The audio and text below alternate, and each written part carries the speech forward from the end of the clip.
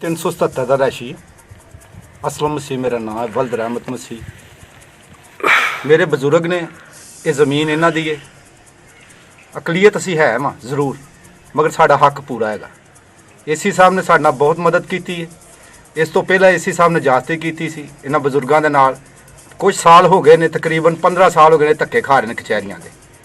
लंबरदार अता उहदा भाई और शेर मुहम्मद वल्द फतेह मुहम्मद जट कौम जट जिहड़ी है ये रहन वाले ने, इन्हां दे इत्थों दे रहायशी ने भी, मगर इन्हां ने साडे नाल जास्ती की साडे बजुर्गों नाल। बजुर्ग साडे जिहड़े थक गए ने धक्के खा के। असीं चाहते हाँ कि वज़ीर आज़म साहब, जस्टिस साहब, वज़ीर आला पंजाब साडी मदद करन और सानू इंसाफ दिवान।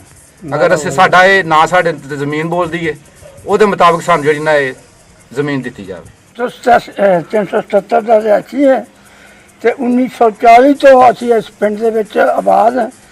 48 ਦੇ ਵਿੱਚ ਰਕਬਾ ਜਿਹੜਾ ਸਾਡੇ ਬਾਪ ਨੂੰ ਮਿਲਿਆ ਤੇ ਇਹਨਾਂ ਦੇ ਬਾਪ ਨੂੰ ਚਾਚਾ ਸੀ ਤੇ ਬਾਪ ਸੀ ਇਹਦਾ ਇਬਰਾਹੀਮ ਤੇ ਪੱਤਰ ਸੀ। ਇਹ ਦੋ ਭਾਈ ਸੀ, ਇਹਨਾਂ ਨੂੰ ਲਾਟ ਹੋਈ ਇਹ ਮਰਬਾ ਨੰਬਰ 38 ਦੇ ਵਿੱਚ 21 ਪੈਲੀਆਂ।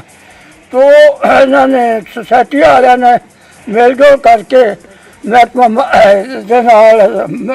सोसाइटी के नाल ते रकबा इन्हों को खोलिया तो वो आदमी जिन्हों के को 32-36 किले सी उन्होंने नाम लाट कर दिता। इन्होंने गरीबों को खोलिया जी कि इन्होंने बहुत जबरदस्त ज्यादती है। क्रिश्चन है ते प्यारी साड़ी है ते लियाना चाहते। नाम नबीला है, मैं 377 EB डॉक्टरवाल की रहने वाली हाँ। साढ़े 5 किले जमीन है तो अज तक असीं इहदा कब्जा लैण की कोशिश की, लेकिन सानू हुण तक फड़ाना नहीं दिता गया। तो असीं बथेरियां दरखास्तां ते अपीलां कीतियां, लेकिन साढ़े ते ये नहीं उन्होंने कुछ भी रहम किया। तो असीं अपील करने कि सानू ये जमीन जिहड़ी दोबारा मिल जाए। जमीन साडी है, असीं हकदार इस जमीन दे ते साडे नाल जास्ती होण दई है। शुरू तो बजुर्गों के नाम से तो उन्होंने ख़त्म कर दिता है तो सानू अगों फिर शुरू हो गए ने। ये कोई तुक तो नहीं ना हैगा ते तुहाडी मेहरबानी है, तुसीं जे साडे ते रहम करा दो खुदा कोलों। जनाब असी सानू सब तो पहले तो साडे नाल फ्रॉड किया गया। पुलिस लिया के तो मैनेजर नूं लिया के ते सानू मार कुट के ते इथों कढ़िया गया। जदों कि असीं बेआबाद नूं आबाद किया, 12 साल वाई, पहला सानू लगान पा दिता, फिर साडियां वो फसलां जिहड़ियां 915 रुपए लगान पाया सी ते उहदे विच असीं 5 रुपए मन झोना वेच के ते वो पैसे बकाया जिहड़े वो पूरे कीते।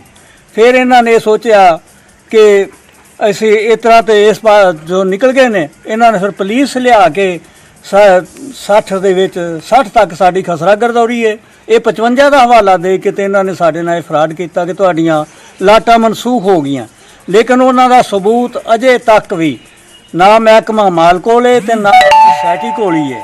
तो वो मेरा 2 बारी इत्थे पहले इन्हां खारिज किया केस पैसे दे जोर नाल, ते मुड़ के मैं शिकायत सैल गया।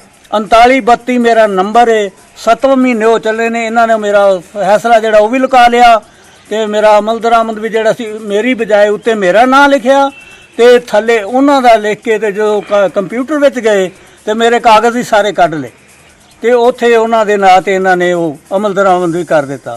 फिर नवें एसी साहब आए तो उन्हां दोबारा उत्थों मंगा के ते फिर साडा हल जिहड़ा सी उन्हां ने ये सारा दुरुस्त किया। उन्हां समझिया कि इन्हां ने चोरी कीती। उन्हें पूछा कित्थे जे तो मरबा नंबर 38 के कागज़, तो उदों फिर एक दूसरे वाले वेखण तो आखे जी इन्हें नहीं दिते, तो आखे जी उन्हें नहीं दिते। वो समझ गया कि इन्हां ने हेरा फेरी की है।